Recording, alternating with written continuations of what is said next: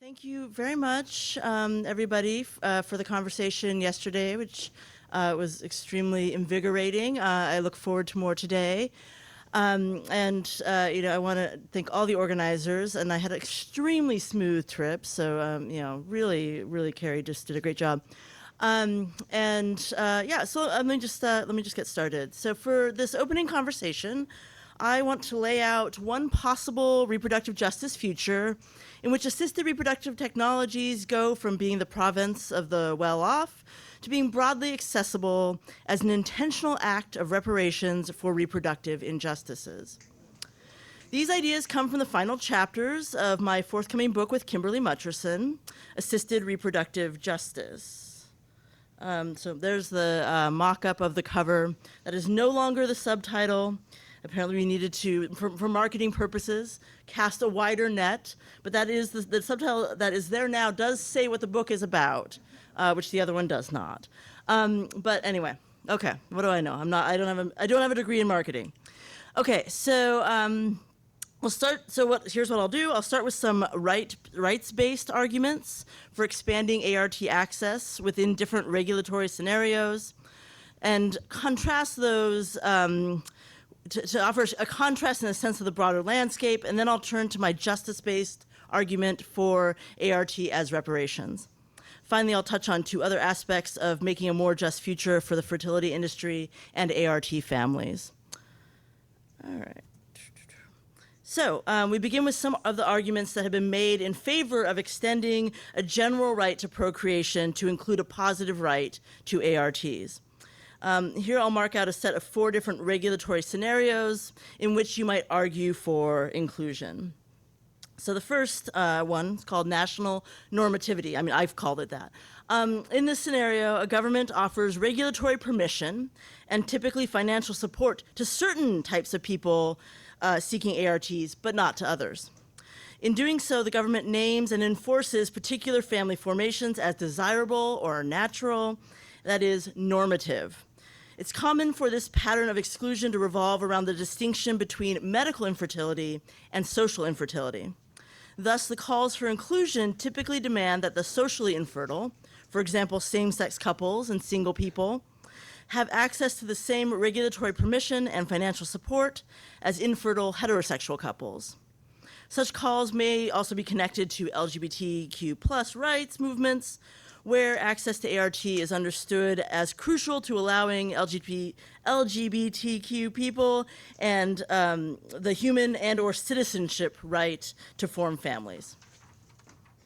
So 2 examples of this scenario, Israel's policies around surrogacy and France's policies around IVF.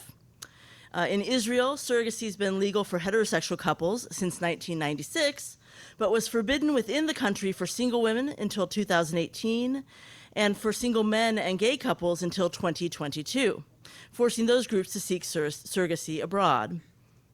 Similarly, IVF was only legal for heterosexual couples in France, forcing lesbian couples to go elsewhere to obtain IVF. A key difference, however, is the fact that IVF obtained legally in France is paid for within state-funded healthcare, whereas surrogacy is not government-funded in Israel. Single women and lesbian couples gained the right to access state-funded IVF within France in 2021, but the legislation specifically excludes trans people from seeking such access. Thus, under French law, as Gillian Drouillard explains, men in Bury, a cis woman in a relationship with a trans woman, was forbidden from using her partner's previously frozen sperm for IVF and would have had to use an anonymous donor instead.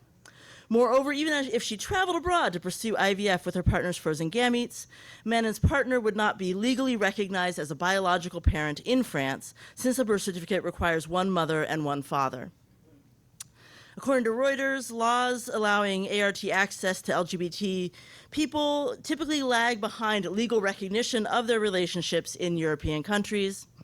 As of April 2021, just before the change in French law, while same-sex marriage or civil partnership was possible in 30 European countries, only 21 countries let one member of a same-sex couple adopt a partner's child, only 17 permitted joint adoption, and only 14 allowed lesbian couples to access fertility treatments involving donated sperm, including IVF.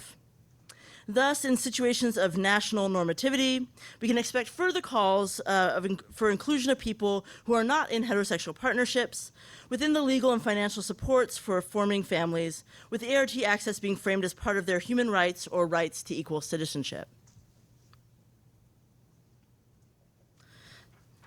Next framework, renegade reproducers, my favorite one, just because I like the name. In the second similar regulatory scenario, a country has outlawed a particular reproductive technology, most commonly surrogacy, for all its citizens, regardless of social group membership or family form. Here, the call for inclusion may come from medically or socially infertile people who wish to change the law, or from those who have already subverted the law, whom we call renegade reproducers. Renegade reproducers are those who choose and have the financial means to access the forbidden technology in a different country where it is not banned. When such citizens return to their home country with one or more children, the question before the state is whether to offer legal recognition to the family and citizenship to the child. This after-the-fact call for inclusion asks that the renegade reproducers and their new children or child be included in the country's family formation laws. In 2014, the European Court of Human Rights considered a case like this, in which France had refused to recognize the parental status of a heterosexual French couple who had commissioned a gestational carrier in California, thus denying French citizenship to the twins born of this arrangement. The court decided that France had violated the rights of the children to respect for family life, thus demanding that the state provide certain positive rights to users and children of surrogacy, even if surrogacy itself is banned by the state. But the decision was based on the rights of the already existent children rather than those of the prospective parents. This crucial difference in perspective from the rights of the infertile to the rights of children born from ART use is unique among our scenarios.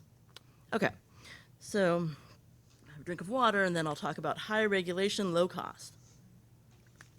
Other way around, low regulation, high cost. Okay, our third scenario, low regulation, high cost, best describes the regulatory situation of the US. ART technologies are widely available to those who can pay, and reproductive travel is typically motivated by financial constraints rather than legal ones. For these reasons, arguments for inclusion often focus on whether or not coverage for costs of fertility treatment should be considered part of standard healthcare coverage. Given the major role of private insurance in companies in U.S. healthcare provision, the practical question has become whether or not states should mandate that insurance providers include coverage for fertility treatments in their policies.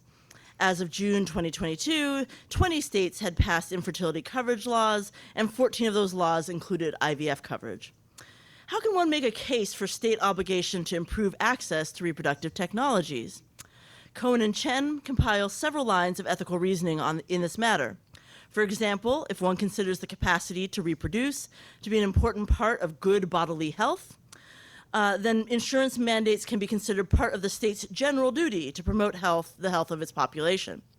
Alternatively, if infertility is understood as interfering with the pursuit of a basic life plan that people commonly pursue, political justice may require ensuring access to that life plan as a matter of ensuring freedom and equality among citizens.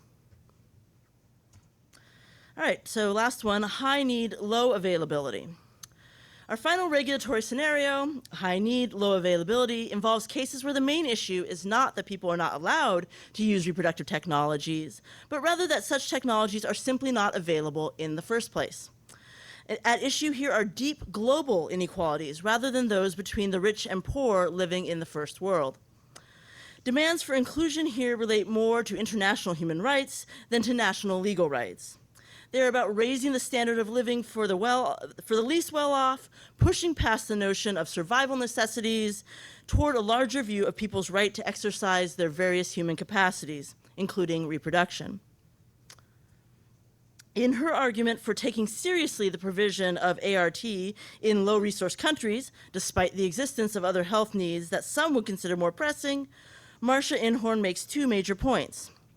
First, she notes that in some low-resource regions, preventable infertility rates are higher than average due to insufficient healthcare provision.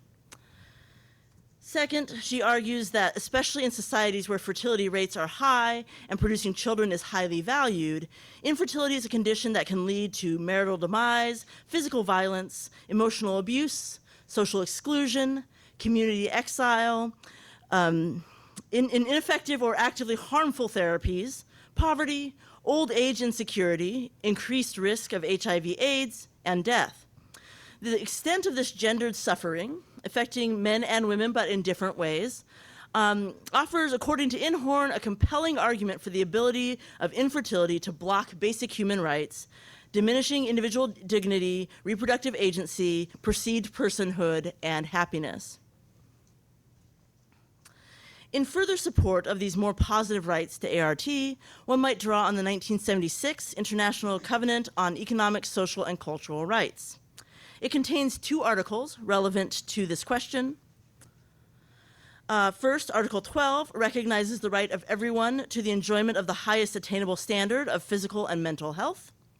As mentioned above, many people argue that the ability to reproduce must simply be considered a key aspect of physical health. Even if one disagrees with this understanding of reproductive capacity, Inhorn's work clearly demonstrates that for a significant number of infertile people, infertility poses a serious obstacle to mental health as well. Second, Article 15 recognizes the right of everyone to enjoy the benefits of scientific progress and its applications. In 2012, the UN Special Rapporteur in the field of cultural rights, Farida Shahid, further elaborated this right as including, quote, access by everyone without discrimination to the benefits of science and its application necessary to live a dignified life, including scientific knowledge, where access means that, quote, states should ensure that the benefits of science are physically available and economically affordable on a non-discrimination basis. While the 2012 report does not mention ART, the 2020 General Comment number 25 does. Its first draft made no mention of ART, feedback from those such as Mindy Jane Roseman, a global justice researcher and advocate at Yale Law School, led to a new paragraph in the final draft, which reads, a gender-sensitive approach is of particular relevance to the right to sexual and reproductive health. States parties must ensure access to up-to-date scientific technologies necessary for women in relation to this right. In particular, states parties should ensure access to modern and safe forms of contraception, including emergency contraception, medication for abortion, assisted reproductive technologies, and other sexual and reproductive goods and services on the basis of non-discrimination and equality, as outlined in General Comment number 22, 2016, on the right to sexual and reproductive health. Special attention should be given to the protection of women's free, prior, and informed consent in treatments or scientific research on sexual and reproductive health. So that was the paragraph. Yet relative to Roseman's suggested inclusions around ART, the added paragraph is rather tepid. Roseman argues that infertility should be demedicalized to foster inclusion of those not in heterosexual couples. For Roseman, reconceptualizing infertility as a disabling status would highlight the dual nature of disability and infertility as having both biomedical and social structural causes, which she hopes would lead to the inclusion of both medical and social infertility within states' human rights obligations. In her concluding paragraph, she argues that clear guidance from the UN could do much to, quote, ensure the human rights of all individuals who participate in developing, using, and enjoying new reproductive technologies are respected and protected. Obviously, this guidance did not appear in the 2020 General Comment. So ultimately, what I find particularly interesting and useful about the approach from Article 15, the right to enjoy the benefits of scientific progress, as opposed to Article 12, the right to a high standard of health, is that it does not necessarily require one to argue that fertility or the possibility of creating biologically related children are essential parts of health. Rather, one can simply argue that any reproductive technologies that the economically privileged regularly employ in their pursuit of family life, as they see it, ought to be made available to those who cannot access or afford such technologies. This is basically an argument against substantial and ongoing global inequalities that significantly limit people's life possibilities relative to the possibilities lying open to others. Okay, so that was all the kind of background stuff for what I think is maybe the more interesting argument. But I wanted to sort of give a framing for why I think this argument about reparations is different as a justice claim. So, making a justice claim, the argument from reparations. In this section, I introduce a slightly different argument for how poor people in general and poor BIPOC and or disabled people in particular might have a particular reproductive justice claim to accessible ART, an argument from reparations. Such an approach draws more clearly on reproductive justice's core commitments of addressing historical wrongs and furthering social justice.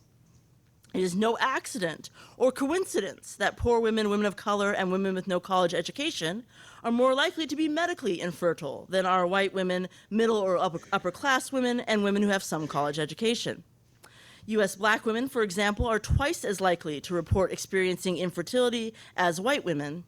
And this racial disparity in fertility persists even after adjusting for socioeconomic status, pregnancy intent, and known risk factors for infertility such as age, smoking, fibroid presence, and ovarian volume.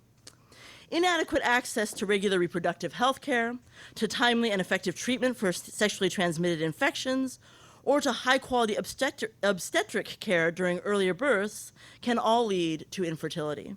At the same time, poor people tend to live in communities and to work jobs where they are disproportionately exposed to environmental toxins, which can also lead to infertility and poor birth outcomes. Yet despite the reality that poor women in the US and around the globe have higher rates of infertility than middle-class women, they receive less infertility treatment and are exposed to more childbearing-related risks. Racial disparities in infertility diagnoses are also well documented. Further, when women of color are identified as being infertile, their treatment outcomes tend to be worse than those of white women. Once we recognize the fact that poor women and women of color are at greater risk of infertility, we should also consider that the disadvantages they face are directly related to the advantages middle and upper class white women enjoy. In the US, for example, the privatization of medical care and health insurance, combined with histories of residential segregation, act to distribute resources not only away from poor people, but toward middle and upper class people. Similarly, environmental destruction, industrial waste, and air pollution are all byproducts of human efforts to increase contemporary standards of living, to generate profit and wealth, and create various luxuries and conveniences. That is, environmental risks and burdens are generated by the creation of material benefits. In our current social structure, the risks and burdens flow to the poor and marginalized, while the benefits flow to the well-off and privileged. Thus, infertility risk is not evenly distributed among populations, but rather follows the same patterns as many other structural inequalities.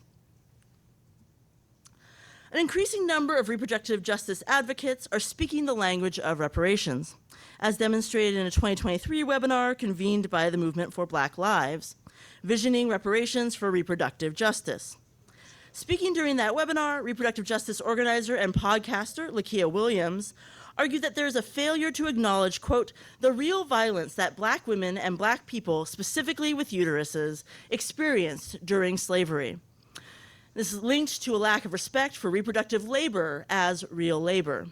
She continues, quote, once we acknowledge that as real labor, as real violence, and not something that's just secondary to slavery, but in fact one of the main components of slavery, and the only way that slavery would have continued to thrive as an institution, then we will get to understanding why they have to be wedded. Reproductive justice and reparations have to be wedded, end quote. So, Olufemi Otaiwo's constructive model of reparations is a promising one for this wedding.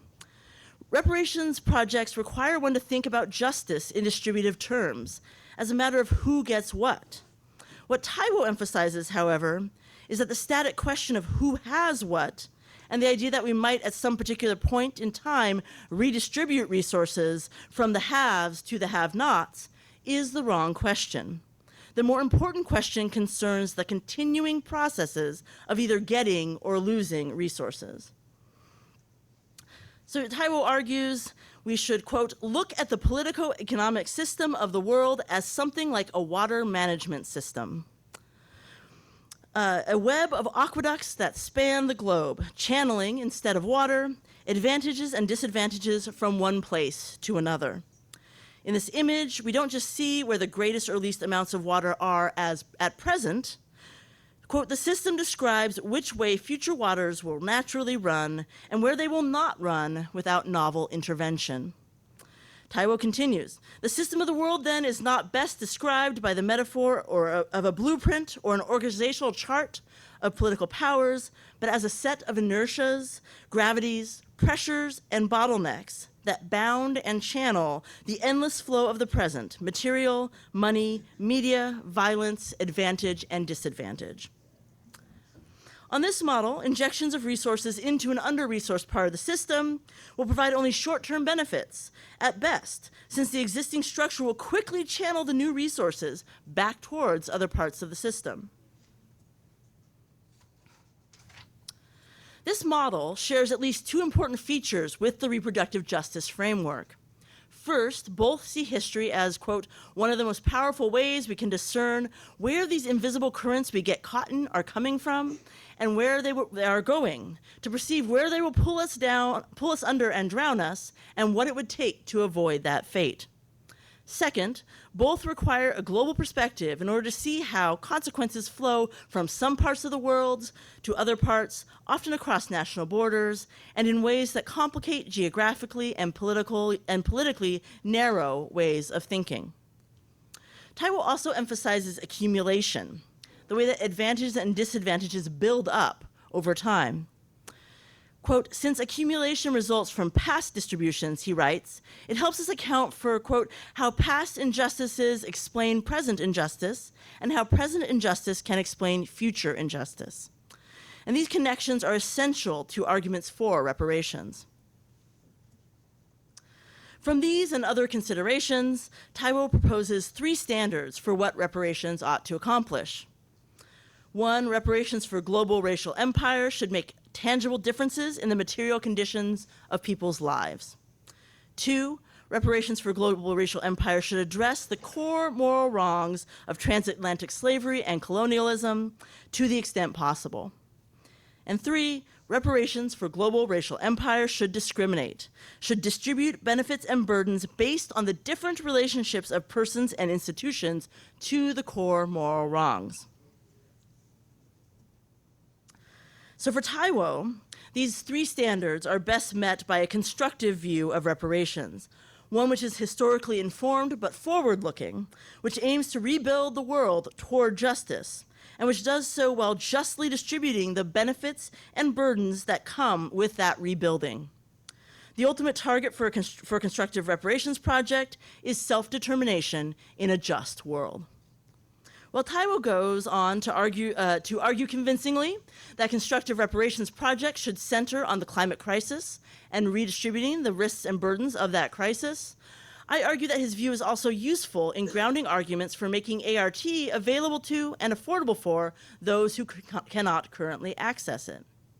Of course, it is important to note, as we apply Taiwo's view to the question of justice in assisted reproduction, that the historical reproductive harms we can identify in marginalized communities, including both intentional destruction of reproductive capacity and such destruction as the result of environmental racism and/or injustice, are incredibly difficult to restitute.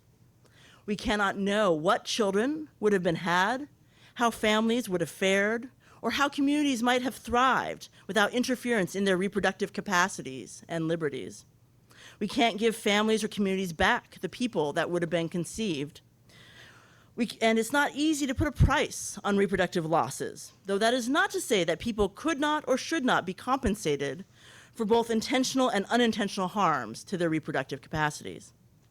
Still, I think Taiwo is right to argue that we must pay attention to improving the current conditions shaped by these historical actions. So let us consider how increased access to reproductive technologies could meet Taiwo's three proposed standards for what reparations ought to accomplish. It seems clear that the ability to build a family in accordance with one's values and life goals makes a tangible material difference in the conditions of people's lives. The materiality of this difference is only underscored by the prohibitive costs and other forms of lack of access associated with reproductive technology. Recognizing a material benefit in building a family is also important in countering the idea that having children creates material deprivation and perpetuates a cycle of poverty, thereby returning the focus to the flows and accumulations that perpetuate deprivation and poverty. This, in turn, points to the capacity of reproductive technologies to address the core moral wrongs of transatlantic slavery and colonialism in general, and/or historical reproductive injustice in particular. By providing the material conditions necessary to create families to those whose families and reproductive capacities have been so frequently devalued and destroyed, we assert that those families and reproductive capacities are valuable and deserve social recognition and support. It is a statement that these lives, the lives of would-be BIPOC and/or disabled parents, and the would-be BIPOC and/or disabled children, matter. They are not, as was often claimed during colonial conquest, transatlantic slavery, and early 20th century eugenics, unfit for survival, destined for extinction, or situated at the lower rungs of a moral, cultural, or biological hierarchy. The moral force of the decision to help BIPOC communities and/or people with disabilities to reproduce cannot be underestimated. Finally, there's a need for reparations projects to discriminate in the distribution of benefits and burdens on the basis of the different relationships of persons and institutions to the core moral wrongs. This criterion offers a critical perspective on the ART for all arguments described earlier, since they all too often rely on the type of grounding that Taiwo explicitly rejects. Because the constructive view responds to the accumulated advantages and disadvantages that result from global racial empire, it cannot be grounded in, quote, universal moral commitments to equality or dignity as the explanation for why the well-off should change things for the benefit of the worse-off. Appeals to the equality or dignity of all individuals can quickly turn ahistorical, losing their connection to the global and historical systems that continue to produce and distinguish the haves and the have-nots. Everybody deserves reproductive justice, but not all people and community are historically or currently in need of it. All lives matter, but not every community regularly faces existential threats because their lives are not recognized as mattering or as mattering as much as others. Thus, ironically, the universal move to ART for all is individualizing. It focuses on what is owed to individuals in their imagined moral equality, rather than what is owed to communities and groups in their actual inequalities. Such an approach fails to center systemic disparities in reproduction and reproductive capacities, or the justice-based need to redress them.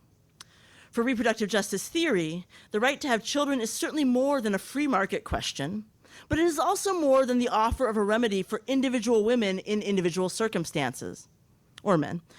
It is a question of freedom, but not at its heart a question of personal freedom. It is a demand for respect and recognition of the value, the humanity, the family formations, the child-rearing practices, and the very continued existence of people of color and/or people with disabilities in the face of so many practices and ideologies that seek to deny that very respect and recognition. In order to fulfill both Taiwo's third standard and to center reproductive justice, then, we must, in Taiwo's words, look at specific global superstructures, institutions, associations, chains of production, and norms to ground a distributive justice analysis for specific historical reasons. Here, we must be careful not to understand this distributive call as individualizable in a different way. That is, we should not move to require the filing of individual reparations claims in order to individually access free or low-cost infertility services. We must avoid burdening those wanting access to fertility treatment or ART with the need to prove that they are descended from peoples or communities who were wronged in the past, or that they live in communities that are perpetually under-resourced based on established flows and accumulations of advantage and disadvantage. Besides creating endless paperwork and bureaucratic red tape, this would inappropriately individualize long-term and continuing social processes. A promising alternative approach is to pursue generally universal policies, but to design and implement them in ways that center the needs of those who have been wronged in recent or more distant history. This slide only likes my computer. It shows on my computer, and it has yet to show on any computer I've ever sent it to.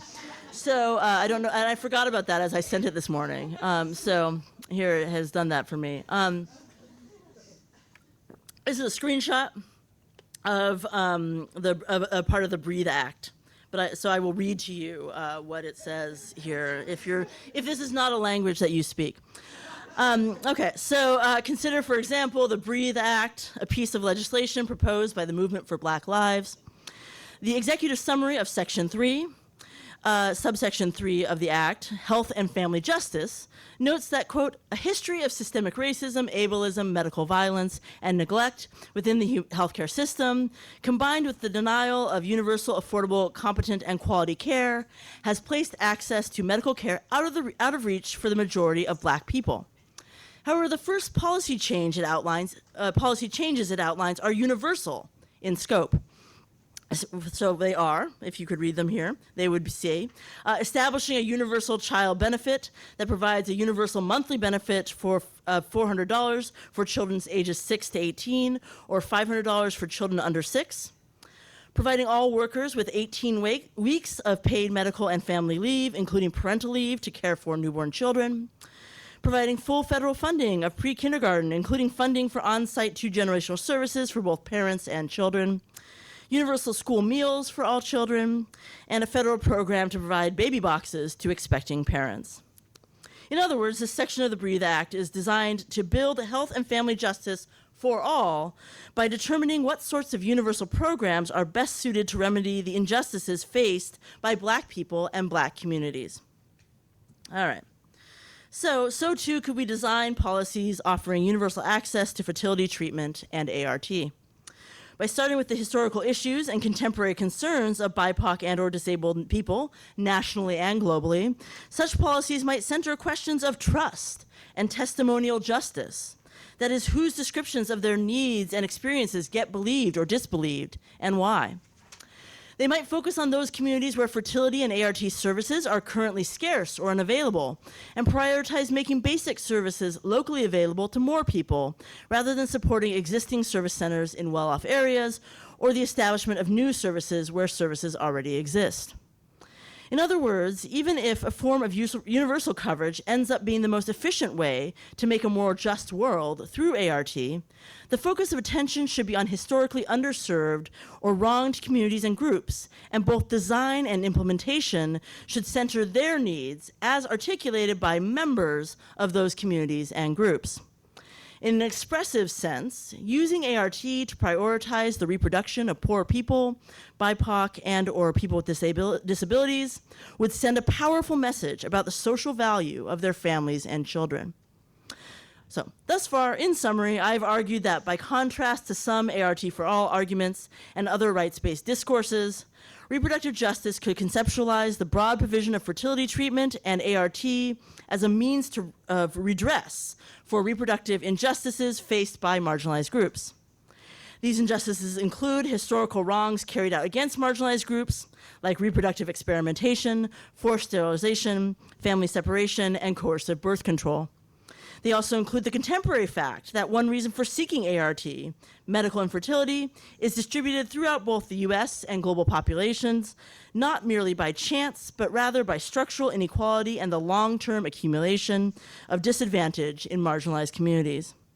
Given this state of affairs, which is both historical and current, one might argue that ensuring a right to procreate free from discrimination and social injustice actually requires the provision of infertility and ART services precisely to those people who can least afford it. So that was that argument. And I just want to add a few further considerations. further justice considerations. I should say also in the in the book, which is meant to be widely accessible, readable by undergraduate students, etc. We talk a lot about the actual injustices, but I figure people here are well aware of the litany of injustices, so I skipped that in favor of giving more sort of theory and why I think about this way. Okay, so I want to talk about two further justice considerations. I'll gesture briefly toward them. The changes we propose here are perhaps slightly less radical, but would be very meaningful on the ground. So the first involves family formation laws.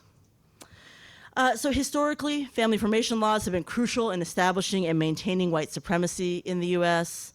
For example, during slavery, the law dictated that children born to enslaved women would, quote, inherit that enslaved status.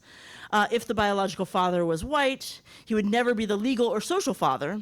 The child could only belong to their white fathers, the children to the white fathers only as property. This also meant that black children could not inherit white wealth.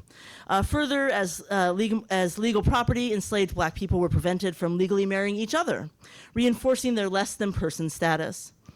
After slavery ended, widespread anti-miscegenation laws ensured that people of different races could not intermarry, helping to maintain racial segregation.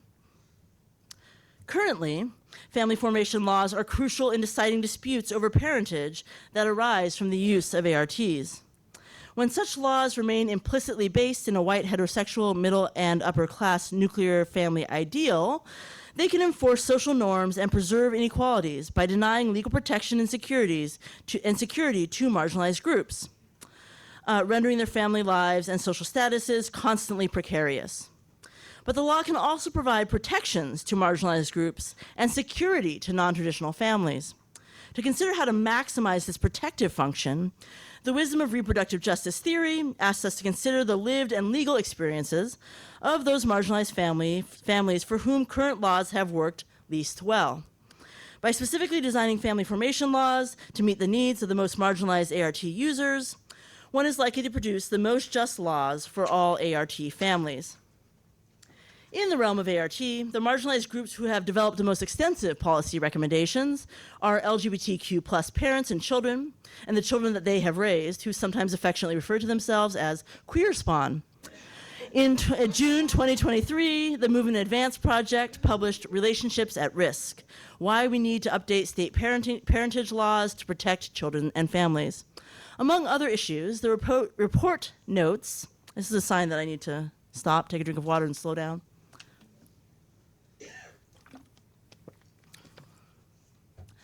The report authors note, 1, many U.S. states have not adopted robust legal frameworks that offer clear paths to parentage for non-traditional families. 2, variation in laws between states in the U.S. are confusing for prospective parents and may force prospective parents to travel across state lines to establish parentage. 3, some paths to parentage, like second parent adoption, are slow, leaving families vulnerable in the early months of a child's life.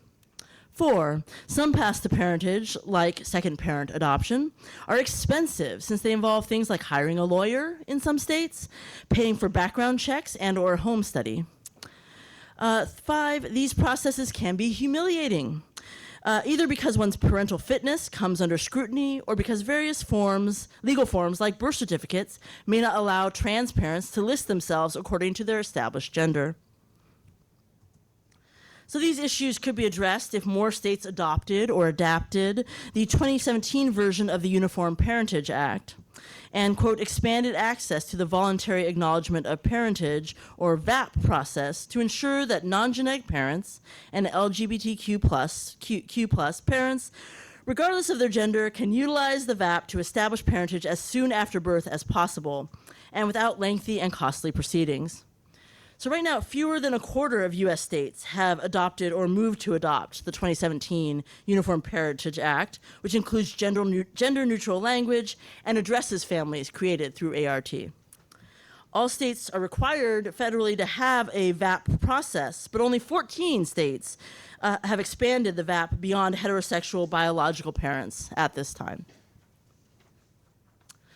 Beyond these two essential recommendations, we would also like more resources for those ART users who may wish to make room for ongoing relationships with gamete donors or gestational carriers that do not rise to the level of parentage. It would be valuable to establish low-cost ways of getting expert help to put non-legally binding agreements into writing. Such agreements could also establish an expectation of mediation for any disputes prior to litigation, which is costly and can create or exacerbate hostility between parties. We might be tempted to see family formation law as primarily impacting individual families, but improving social, legal, and material support for families that do not adhere to the nuclear family model is actually an important step in reducing the ability of white supremacy to point to deviant families as justification for marginalization, surveillance, and organized abandonment of non-white populations. Fighting white supremacy in the realm of reproduction also requires reducing the ability of white supremacy to justify social inequalities as the, quote, inevitable, scare quotes, inevitable outcome of biological or genetic differences. That is, it requires the disruption of logics of eugenics. Histories and contemporary realities of eugenics bring together the reproductive injustices faced by BIPOC communities and by people with disabilities across communities, especially those who were or are poor. A prevailing sense that the problem with the early 20th century eugenics was bygone social prejudices and or bad or pseudoscience has facilitated the continuation of eugenic thinking. And we've heard about that yesterday. We also heard about the current liberal eugenics, which has been medicalized and disguised as the objective and non-objectionable work of an unbiased modern science. In the ART context, the elimination of disease or disability is attempted through medical screening of gamete donors, pre-implantation genetic diagnosis of embryos, and prenatal genetic testing of fetuses, followed by disability-selective abortion. These practices are portrayed as obvious preventative health measures that benefit future parents and the future of societies, and even future children who are somehow benefited through their non-birth. Yet addressing the injustices of these practices stands in tension with the urgent need to protect the reproductive decision-making of would-be parents in general and pregnant people in particular. Nevertheless, we might think about disrupting eugenic logics in ART in three overlapping ways.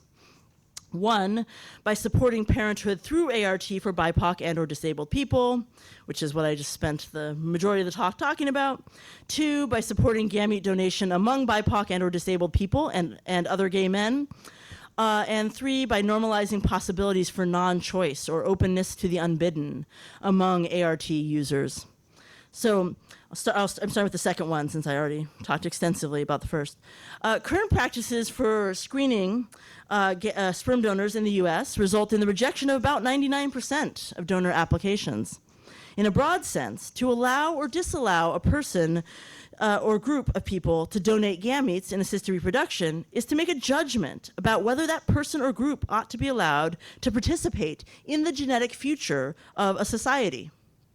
To say, whether by word or deed, that a person or group should not be allowed to participate in the genetic future of a society is to deeply devalue that person's embodiment. Often this devaluation is disguised as a question of risk, the determination of which purports to be medical or scientific, but is in fact deeply subjective. While it is important to minimize risk of disease transmission, it is not necessary that all donors be tall, straight, highly educated people whose criminal records and family histories for 3 generations are spotless. This expectation clearly follows a eugenic logic and an extremely narrow vision of individual biological and moral worth. It disproportionately screens out Black people, attempts to screen out all people with disabilities, and equates sexual orientation with STI risk. It is also led to massive overuse of the sperm of certain prized donors, such that donor-conceived children regularly discover that they have dozens or even hundreds of genetic half-siblings. Modifying screening policies should also be coupled with deliberate attempts by gamete banks to recruit diverse sperm donors and better represent the populations of the areas they serve, which can be extremely wide. I mean, so people, sperm banks ship sperm like all over the world. So we're talking about a very wide area. Such representation within gamete banks could go a long way in demonstrating that a variety of devalued lives and embodiments do matter. In fact, a great deal more could be done to support and normalize a non-eugenic approach to the purchase of donor gametes. Many providers market detailed information about individual donors as a valued commodity.